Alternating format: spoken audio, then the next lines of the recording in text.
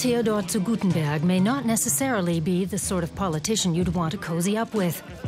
At public appearances, the economics minister is always friendly, like here at this power station near Cologne. But he's never actually chummy.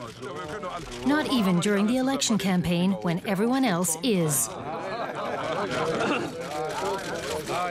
Although he belongs to Bavaria's Christian Social Union, he also campaigns on behalf of its bigger sister, the Christian Democrats. Polls now put him ahead of Chancellor Angela Merkel in the popularity stakes. That's down to his honest, hard-working image as a politician who keeps his head in a crisis and is determined to get the economy back on track. He himself says his job is to serve the German electorate. We have to be able to face the competition. Everyone else is busy. No one out there is waiting for our election to be over or until we've sorted out new coalitions. So we have to keep working hard up until the very last minute, ladies and gentlemen. Captains of industry tend to like zu Guttenberg, mainly because he rejects the idea of heavily regulated markets and isn't always trying to tell business what to do. What he has going for him is that he's plain speaking, and he has definite ideas, and that's what German industry needs.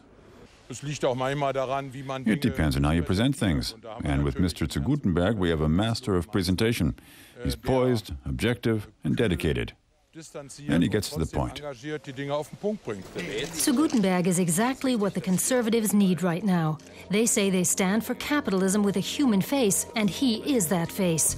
But other politicians feel they also fit that bill, like Jürgen Rüttgers, state premier of Germany's largest state, North Rhine-Westphalia.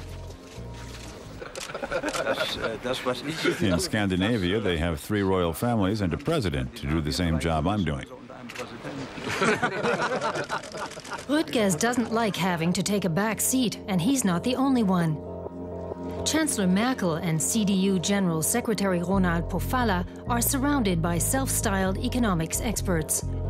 Many of them maintained a high profile during the financial crisis, and they're all fond of the limelight.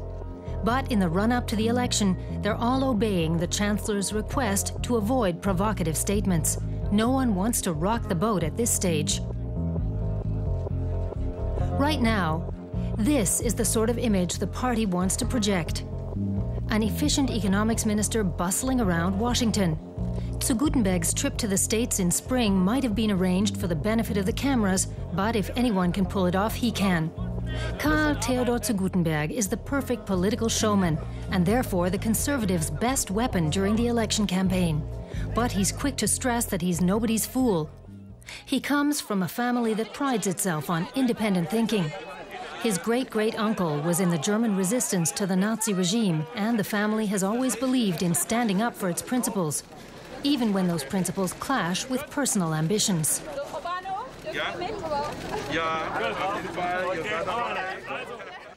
Mr. zu Guttenberg, how much have you been influenced by your family? Well, I couldn't really say. All I can say is that it's important to be independent-minded and to have the courage of one's convictions.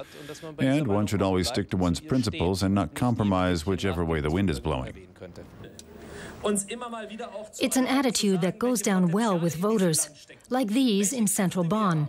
Zu Guttenberg stuck to his principles in the Opel case, maintaining that the company should accept bankruptcy rather than a rescue package made up of taxpayers' money.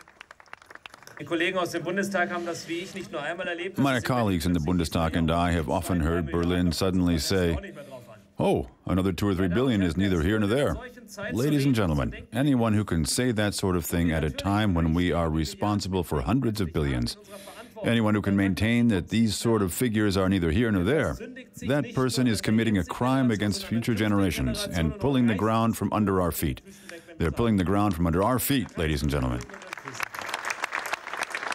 Zu Guttenberg is a godsend for the Conservatives as the election approaches.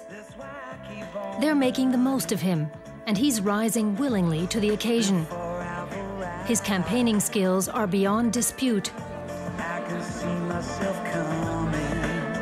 But even his supporters say he still has to prove himself as minister.